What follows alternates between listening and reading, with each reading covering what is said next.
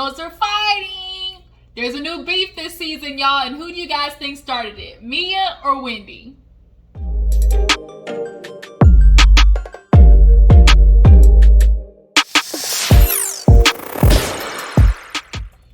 What's up, you guys? Your girl G here. Welcome back to my channel. I appreciate you for tuning in. We're going to talk about Real Housewives of Potomac. Y'all know the new season is on and popping. And we got a new beefage in town. It looks like Wendy and the new girl Mia looking like they already started to like bump heads. You know, they clearly, feel like, okay, we're going to have to fight for our spot, bitch. Like, both me and you going to have to get on it. And so now Wendy's speaking up a lot more this season. After you get that first season under your belt, you start feeling a little bit more comfortable. So Wendy, for sure, she got this new body, and she said, I'm going to have a new attitude to go with it. And Mia definitely got a piece of it at the end of the episode at Karen's house. So let's go ahead and break down this episode. If you're new to my channel, I appreciate you for tuning in. Go ahead and hit that subscribe button. Everybody else, my jujus, y'all know what y'all got to do. Hit that like button, drop down in the comments. Let me know what you guys thought by and tell me what you thought about this episode. For sure, let me know down in the comments. Who do you guys think really started the beef or kicked off, the animosity between the two? Wendy or Mia? I can't tell. I really feel like this is more of a collaborative effort in this one between the two. But yeah, let's go ahead and get into it. So the episode actually opens up with a continuation. We all know that Karen said Gizelle had a hot box, okay? She said she was little thunder down under, and that's why she had to go to Sing Sing. And everybody's like, well, what the fuck is Sing Sing? Apparently, I guess from my understanding, Sing Sing was a jail or a health facility, either one. And it was like I guess Gizelle possibly checked herself in after everything that went on with Jamal. I'm not sure. But Karen eventually admits later on in the episode that she was just saying shit. Sometimes when you try to go in on somebody, you just keep talking, and then all of a sudden it don't make sense. I think that's what happened with Karen. But so then every time a new course came, it would get quiet. And then, bitch, you did this and this, and it was it got quiet and cool, and then another thing popped up. So they basically just started talking about where it all started. And Karen said it was when Gizelle rebutted against Ray, telling her you might want to find somebody because your looks gonna fade. And she was like, well, Ray, you gonna be dead before my looks fade. And so Karen took that as wishing death upon Ray. Karen, I love you, boo boo, but I think that's kind of a stretch. It's very a blurred line when you talk about death and just a joke or something like that, because the next day, you don't know when your last day on earth is. So had Gizelle said that, and then 2 weeks later, Ray slipped on a banana peel, it would have been ooh, so I don't think she was wishing death, but, and to me, it's Karen, of all issues of where it could have started with Gizelle, you chose that one, not the fact that she called him Uncle Ben, free tax reform, talked about blue eyes, told you that Ray's penis didn't work, told you that Ray wanted her friend. None of those. It was none of those, but it was the fact that she said that. Karen, girl, you had literally option A through Z before this one, but I guess.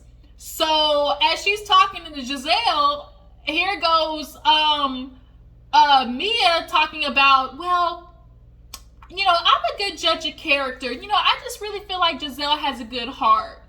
And everybody was kind of like,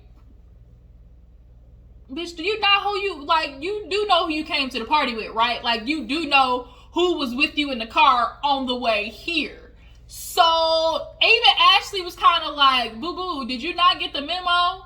And she's like, yeah, I thought that too. When you first get to meet Gizelle, it looks that way, but best believe that later on down the line, Gizelle gonna stab you in the back. And she has done that plenty of times to Karen, which is why Karen is literally, no holds barred when it comes to Gizelle right now, because she's been dealing with her for 4 seasons of her mess starting with her. So Karen's had enough. I can't blame her. So now it's guns a-blazing, bitch. So the fact that she said that, everybody was kind of like, even Wendy was like, girl, Mia, like, you have no loyalty, clearly. I think Mia is doing what she has to, which is, I want to be friends with Karen, but I don't want to excommunicate myself from the other side of the ladies, because, bitch, I need to get paid for filming. She's trying to think about it that way, obviously. So then Robin calls herself, like, jumping in and like, oh, Karen, why are you even saying that? Like, you worried about Gizelle? And Karen hit her back with the, girl, why you jumping in? Even Wendy was like, Robin, like, this is between Gizelle and Karen. Why you butting in? She's like, I'm not butting in. Like, I'm allowed to say something. She's like, oh, for real? So when you and Juan get married? I said, and because here's the question. When are y'all getting married? And I'm going to err on the side of, never. She said after COVID. Bitch, after COVID could be 2 years from now, 3, like, COVID is here. Like, it ain't going nowhere. So after COVID, bitch, really? Like, we know what is happening. These two are literally just going through the motions of what they want in theory instead of going based on what they need, which is they need to be not together. Robin's with him out of comfort and out of fear of being by herself, and Juan is with her out of not trying to break her heart, because he know if she leaves, Robin is not going, Juan knows if he leaves her, she's not going to be okay. He knows that that is going to break her heart, and he kind of feels indebted to Robin because of her family taking him in. And now these two are stuck with each other out of, like, convenience and comfort, and they're just doing it. Like, first of all, Juan proposed because producers said, look, y'all need to bring something to the table with y'all storyline. And it also was to shut, Robin up for a little bit. Then to make the choice between getting married in a house, of course she's going to choose the house. So did that put off getting married, another good year or two. So it's like y'all keep playing house and keep playing husband and wife, but it's not for real because you two are not addressing the issues at hand between y'all. And I think that also is playing a lot into, like, Robin's depression, like thinking about where she is at in their relationship. But yeah, Karen definitely shut her up with that one. So then Wendy stands up, shows her body. She not only got the girls done, she got ass done too, and everybody pretty much knew that. But Wendy had to show it on her own time. It looked good, because let me tell you, Wendy, it was all fat back there. It was all bored, like it was just shoop straight up and down. So Mia's feeling like, oh, now you want to show your ass off after I told you everything that I had done. And I was kind of like, really? You feel like that? Like, I don't think you saying that you had your butt done. That's me personally. I don't think that would make her feel like, oh, let me tell her I got my ass done. But I do think Wendy is still uncomfortable admitting, like, oh, I got surgery done. Because people still are judgmental about getting surgery done. And of course, in her heritage and, like, just their in general, like, that's not what you do, really. Like, getting surgery and everything done up, like, it's uncomfortable to admit that you got that done. So everybody leaves after they had their good old food. That food looked hella good. Mia gets Robin and Gizelle's numbers, so I guess I should give you guys my number, right? And a little too soon, if you ask me. Like, it just was, it wasn't the right scene to do that either. Like, bitch, you just came in with Karen, like, and she was getting into it with Gizelle, then for you to get Gizelle's number. I just feel like, you're getting ready to film with them again later on in the season. Like, how about you ask them another time? I just felt like it was, it just didn't look good. So after that, what else happened? I was kind of in and out this episode. Let's just go ahead and move to Ashley. Was it Ashley? What happened after that? I'm trying to think of the order of events here. Ashley was talking to her mom. That's what it was. So Ashley was talking to her mom about her Michael. She feels like Michael is on the up and up. He's answering her phone calls in the first or second ring. That's all it takes, Ashley, for real. Like, that's all it takes. Just because he picked up your phone call in the first ring, you feel like things are a lot better. Okay, we know your husband has sticky fingers. We know your husband can't keep his hands to himself. He always like grabbing, booty and ass. And we know he's a cheater. He's a cheater, pumpkin eater, in the famous words of Gizelle Bryant. your husband has issues, and you being pregnant and not being able to give him none for real, is why you over here telling your mama, who finally lost her eye patch, thank God, that y'all over here doing anal. Like, she's like, he do a little da-da-da-da, and then I do a little bit of da-da-da-da-da, and then you know, we got other holes to do. And so it's kind of like, first of all, booty ain't new to Michael, all right? Just saying, it is not new to him.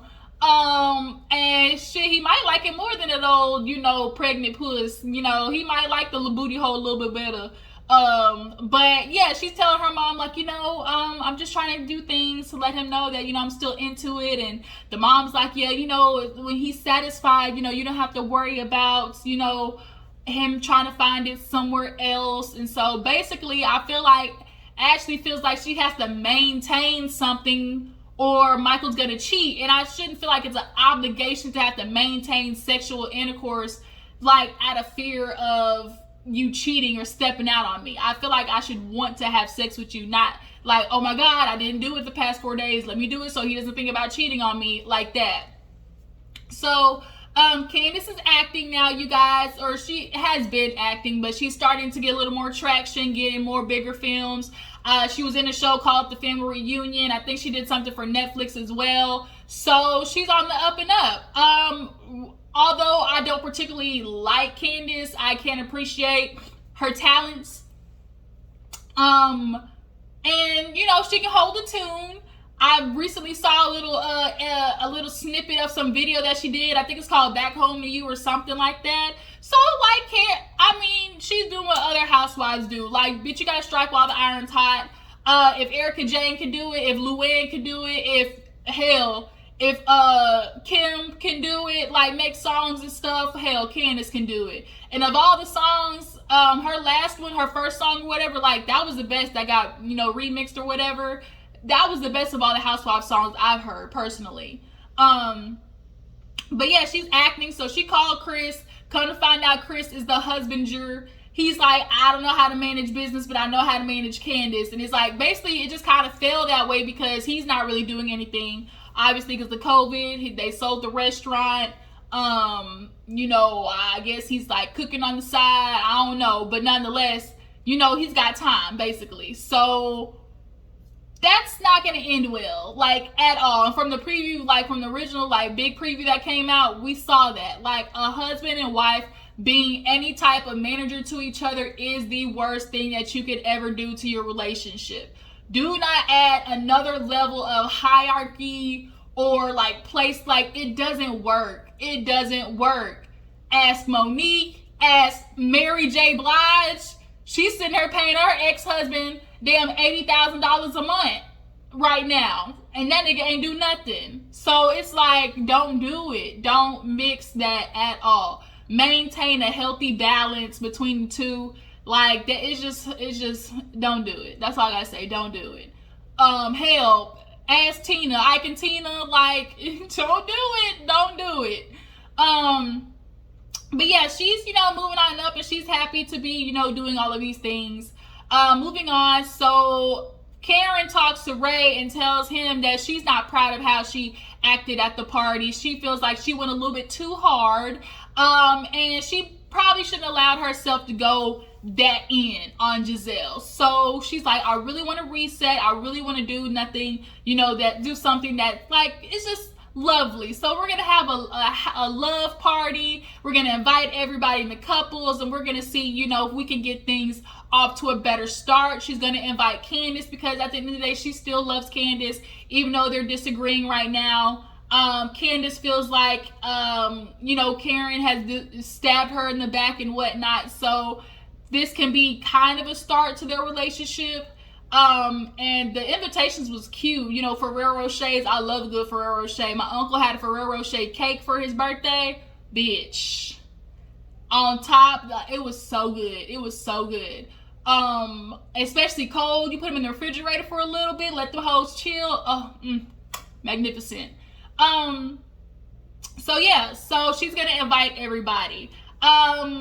Robin decides she's gonna go over to Gizelle's home, her humble abode, the cabin in the woods. bitch, Gizelle, like, you fixing the inside, but that outside needs hella heavy duty fixing. Like, girl, on the inside it look way better. I guess she built on something to the house, because the new addition, like, I don't know, like, she built a whole west wing or something like that. And for Gizelle, from what we've seen, because y'all remember that red rug and all type of stuff in the first house part that we saw, it's better. It ain't like magnificent, but according to Gizelle's taste, it's better. So she talking about, oh, I got Versace blankets I need to christen. So they go in the kitchen. She's like, what you talking about christening the blanket? Like, what's going on? And basically Gizelle admits that her and Jamal are struggling. Like, this COVID love is not it. Robin's not surprised. Nobody's surprised at all. Nobody is surprised that this relationship is not working, because the shit was fake to begin with. I knew this was a bunch of bullshit when she dropped him off at the goddamn airport and she gave him that side hug. When you dropping your love off, you know, he getting ready to leave, there's no way that he ain't rubbing on your booty before he leave, or he ain't macking you down before he leave. Like, you make out, like, you kiss somebody before they get on the plane. There was none of that. Like, none of that. The way she hugged him, like, the shit was so, like, awkward, and watching it, like, you can't fake chemistry. And Robin, her confession, like, yeah, you know, I mean, I ain't surprised, because they were just really kind of restarting their relationship. You know, it wasn't like they were in love or anything like that. So, I mean, I'm not really surprised. Like, Robin be feeling some stuff about Gizelle, but she don't really say it. She has been a lot more vocal this season when it comes to Gizelle. But in general, Robin keeps her tongue about Gizelle and how she really be feeling, I think, sometimes. And that's to her detriment, because now you're always, you know, licking her puss, and it's like making you, like, not nobody want to hang around you, and like everybody just, like, you put a bad taste in people's mouth, Robin, when you're constantly, like, up your friend's ass, basically. So, yeah, she's basically talking about, you know, I need to find something else. Like, we're gonna cool it for right now. This COVID love ain't it. I want him down the road. He can't make that happen. You know, he also can't make that happen because he, like, you know, fucking bitches on the congregation line. Like having babies with him. He likes spreading that holy semen around. And unfortunately for you, like, you know, that's just what it is. Yeah. After that, what else happens? The invitations go out. Karen goes over to Ashley's house, you know, to see how she's doing. She's talking about eating her placenta, which is normal. A lot more women are doing that now because the placenta holds a lot of vitamins, a lot of iron, a lot of, like, everything that your body loses during, you know, pregnancy, because the baby's literally sucking life out of you. You know, the placenta has all of that, and, you know, and you eat it to, you know, insert it back into the body. So Karen comes in and they get to talking about, you know, obviously her invitation. She's super excited. Her and Ashley are in a better spot because we all know things got, you know, a little rough between the two. Remember when Ashley straight up ran down on Karen, talking about, that's why you told me raised penis don't work? Yeah. So now they're a little bit past that. And so she's like, you know, you can invite Michael, you know, you can invite him. He can come, you know, because we want to get to a better spot. Michael, in general, y'all, he's a pervert. He's a predator. He is just ill. A creep at its finest. Just creep. Peeping Tom. Nasty. Don't know how Ashley stays married to him. Well, I do know why she stays married to him. Because she's trying to do this for the long haul. She's trying to hit that minimum amount of years on that divorce docket. So when she leaves, she walk away with her little 40-50%. So, they were talking and Ashley's asking her, like, girl, Karen, you confused us. When you talking about Sing, all the girls is like, does Karen know something that we don't know nothing about? And she was like, girl, like, I just kind of said that because it just sounded good. You know, I might have got a little carried away with that one. And I'm glad that she can at least admit it. Some people just double down and be like, oh, bitch, and like create a lie. At least she, like, admitted it. I'll give her that much. But, like, Karen, work on your reads, honey, because you can't get caught out like that making up some shit like, you know, just making stuff sound good. So baby Dean, Dean looked just like Michael, and it is creepy. He has his face is creepy. It's all I see is Michael. It is Michael from the cheeks up, Ashley from the nose down. But he gets out there, he see Karen, and immediately starts. Karen said, "Oh, gotta go." Like, she left. She's like, "Nope, Dean, you got it." And Ashley was like, "Oh, he probably felt that energy. If Dean don't want to fuck with you, he ain't gonna fuck with you." So then we had this funny scene where Gizelle's daughters basically ripped Gizelle a new one, because she was trying to, like, I can appreciate that as a parent, she's open with her kids, and she's trying to talk to them about dating in college because her daughter's going to get her permit and stuff. Like, the time's getting ready to fly. So, damn daughter Grayson failed that test 3 times already, y'all. Lord Jesus. So she's like, when you go to college, you don't want to date rappers, artists, players, football players, athletes. Don't do it, because she's like, your mama dated one. When he blew out his knee, he got real depressed, and I had to deal with the ups and downs of that. And then we're like, yeah, mom, like, we're not taking no advice from you. Like, you don't pick good, nor do you break up with people. You just, like, fall off. And then the daughter was like, you don't even talk about issues. Like, you just keep them to yourself, and then, like, just not.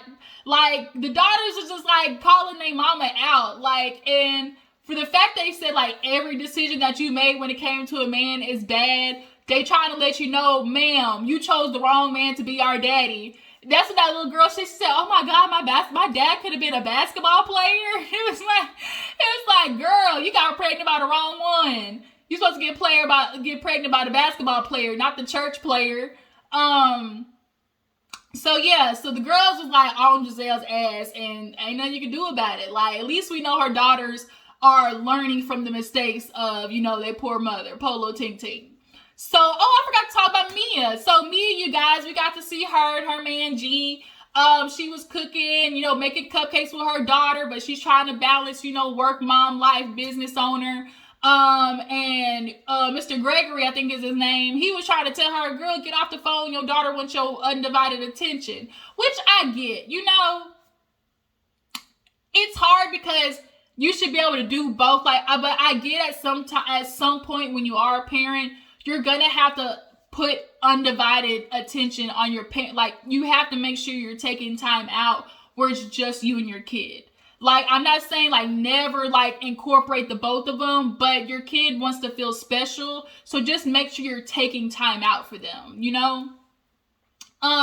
So he was trying to tell her, like, girl, like, cut the phone off. She's like, well, I got another business meeting later. Is that a problem? And so she's like, girl, your daddy is just such a hater. The girl started crying. She started crying and was mad about the sprinkles and everything. Come to find out, Mia is the 4th wife. The 4th, y'all. The 4th. Girl. So we get to Karen's love party or whatever. Candace is going. She's deciding to go. She's like, I gotta do it eventually. Like, I gotta show that I'm stronger than this. I gotta show that, I can really rise above. Okay.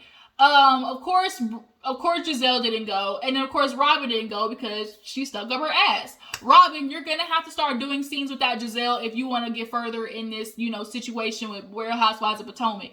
And you want more people to be on your side. Like, you're going to have to detach yourself, okay? Put your tongue back in, get it off the clitoris, close your lips, and walk the opposite way, okay? Stop sucking her ass and, like, go do something without her so you can build something, like, just something, girl. Oh, Wendy was talking to her mom, and her mom was a boob job. She said, oh, you got your titties done? I want mine too, because I birthed and fed all of y'all, so y'all go pay for it, and if y'all don't, I'm suing. Wendy wants to start a Home Essentials line. I'm here for it. If there's anything you need to do, is strike while the iron's hot. If you get on a TV show, any type of housewife, any type of reality show, and you make nothing of it, bitch, you stupid. I always think about Toya. Like, Toya has been on Married to Medicine 4-5 seasons now, and literally has nothing to show for it. Fail is what that is. And so, I'm a big candle lover. There's nothing like cleaning your house, lighting a candle, and like walking in the room and like the scent just like, oh my God, there's nothing like a good candle. So I'm here for it. And her husband seems a little hesitant, but she gonna be pushing. So yeah, so they're all at Karen's, everybody shows up, and things get a little intense because Wendy was talking to Karen, and Candace was asking about the party, like, oh, I heard a little scuffle went down. And she was like, yeah, we're not going to talk about that, though. You know, she's like, yeah, you know, Gizelle, I'm just really disappointed in her, something like that. And so then Wendy was like, oh, so you're changing your tune when it comes to Gizelle? She's like, I just find that really odd, especially since you were like trying to back her at the party. And she's like, what? She was like, were you talking about, oh, she has a good heart and stuff like that? Now all of a sudden you talking about her? Because she was like, oh yeah, Karen's a real businesswoman. So she was like, well, that was before I heard her talking about Ray and, him dying and something like that. And she was like, but then you got her number right after. Everybody was just kind of like, bitch, like you talking out of both sides of your neck. So, which one is it, basically? So, hold on, you guys. Sorry, y'all, I had the doctor calling me. So basically, everybody was telling me, like, girl, you talking out of both sides of your neck and it ain't looking good. Mia was like, oh, you just must be, like, really intense. I think Mia is just so used to being, like, the light-skinned, pretty, like, big booty bitch. So her immediate thing is to always go to, she's insecure, she jealous of me type thing. And I don't necessarily think Wendy is insecure or jealous of Mia. It's just, I think what Mia represents bothers Wendy. Wendy comes from, like, the smarts, a woman having a degree, like, a woman having something about herself, not just being pretty face, big ass, fat ass, and having an old husband to pay for everything. Like, I think what Mia represents is what bothers Wendy. So, yeah, Wendy told her, girl, first of all, be quiet so I can tell you what I'm explaining. Then all of a sudden, Mia starts putting, hands all up in the face. And she's like, put your hand down. She said, what you gonna do about it? Everybody immediately had PTSD and was like, no. We don't want to do that. We don't want to do that. Okay? We don't want to do that. So everybody like simmered down and then they started playing the newlywed game. I love having moments like this on Real Housewives. Like, I like a playful energy, and seeing them do stuff like this is what I want to see more of. So they started asking questions like, oh, where's your favorite sex position? Where did you guys first meet? Where was the craziest place you had sex? Girl, Waffle House bathroom? Ugh. I'm like, bitch, at least IHOP, but not Waffle House. No, ma'am. Candace made me laugh when she said something, and then Chris was like, on the balcony in Mexico, she said, oh yeah, shit, that was fun. Like, that was pretty funny to me. And then they asked questions about who would you bring into your relationship out of the friend group. And Wendy, she said something to Eddie, and I don't know if it was like, you better not put that bitch Mia down or what. And he said not applicable. She said none. Mia said Karen. Candace said Gizelle, because Chris loved him some Gizelle. Karen said Mia. And I think that was it. Yeah. And then they said, oh, where did they meet or something like that, the last question. And Mia said, oh, they met at the strip club. She's like, oh yeah, I was a bottle girl at the strip club. Everybody said, bitch, where? What do you mean bottle service? Girl, you light skinned, have your titties, ass, clitoris, and your ass, like, everything done. Ma'am. Who you trying? Ray Charles conceded through that bullshit. Girl, it's okay. Everybody is a stripper these days. If you ain't a stripper, you on OnlyFans. Girl, don't be ashamed of it. Don't sit there and try to hide the obvious. He was T-Pain, fell in love with a stripper. She got, but she rolled and she going. She grabbing that pole and I'm in love with a stripper. That's what happened. Let it be what it be, okay? And I think that was kind of it. That was like the end of the episode. But Wendy and Mia, they are not here for each other. Ashley, everybody on the sidelines. We gonna have to watch this relationship between Candace and Karen, see how it, somehow gets fixed. But Candace, you're just gonna have to stop expecting people to react the way you do. It's just not fair. And because Karen doesn't want to like ice out Monique like you, like, that doesn't mean she's against you. Karen said many times that she said that she was wrong. We saw her say that she was wrong, but you know, you're just gonna have to grow up a little bit, become a little bit more mature. Yeah, and I think that was it, you guys. So y'all tell me how you feel about this episode. The review was kind of really too long for this episode. But I will catch you guys later. I'm gonna watch Love and Hip Hop and come back and report to you about that episode because I missed last time. But I'm gonna be back, y'all. I'm gonna be back. All right. Appreciate y'all for tuning in. Like, tag, share, post, all that good stuff, and I will see you in the next video. Deuces.